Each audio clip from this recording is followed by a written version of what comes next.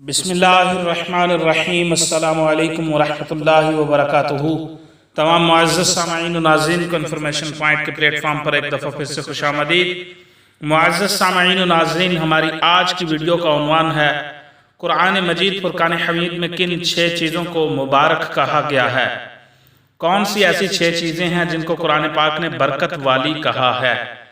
मुअज़्ज़ज़ सामईन व नाज़रीन, तफसीर नईमी में मुफ्ती अहमद यार खान नईमी रहमतुल्लाह ताला अलैह लिखते हैं कि कुरान मजीद फुरकान हमीद में 6 चीज़ों को मुबारक कहा गया है।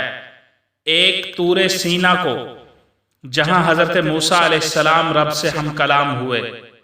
तूरे सीना यानी कोहे तूर का पहाड़। 2, जैतून के दरख्त को। तीसरा, हज़रत ईसा अलैहिस्सलाम को मुबारक कहा गया। चौथा, बारिश के पानी को।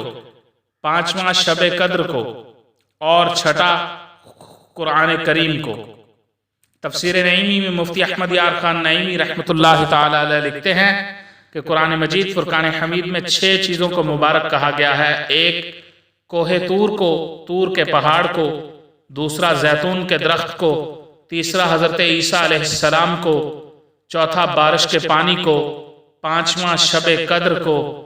और छठा, कुरान मजीद फुरकान हमीद को मुबारक कहा गया है।